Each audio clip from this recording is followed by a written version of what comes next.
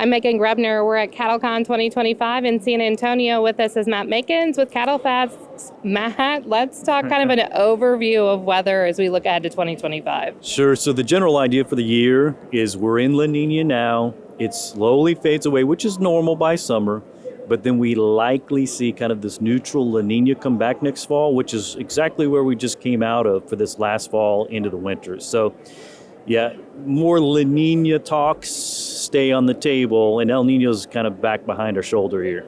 Let's talk about the rest of the winter months. We still have some cold temperatures ahead. What are you seeing in terms of snowfall, and how's that going to help some of those drought-stricken areas? We're definitely going to get snows, okay?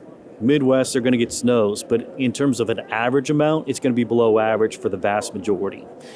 Cold, Pacific Northwest, Northern High Plains, Montana in particular. Look out for mid-February and again in mid-March for kind of the coldest surges that may reach the southern plains. Odds aren't quite as strong as they were in January, but there are chances to get that cold. Moisture-wise will improve as we hit the spring months, especially to the east of the mountains. When you think about weather, how does this shape up for spring and summer 2020? Let's start spring of 2025 and how that grass is going to shape up. Well, we have better surface water in a lot of places that didn't have it. So that's going to be a good sign for soil moistures in that respect. We're going to need timely moisture, though.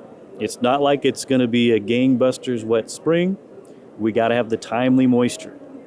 High Plains, got to get that early May, mid-May rain, or we're not going to have very good grass.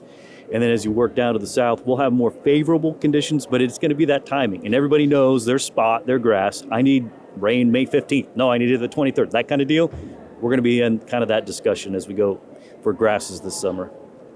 Long-term outlook for drought conditions, what are we looking like into summer and then to fall of 2025? So the immediate future, drought growth for the south, the southwest.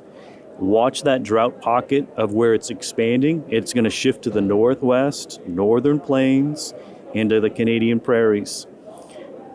And people might think, what about this Montana, Wyoming drought that's so bad? Northern Colorado, that's going to continue to expand also. The monsoon kicks in midsummer to help some of those places, especially the south and southwest. All right, there'll be plenty for us to watch throughout the year. Matt, Thank you. My pleasure. Thank you. From San Antonio, I'm Megan Grebner with Brownfield, reporting for Cattleman to Cattleman.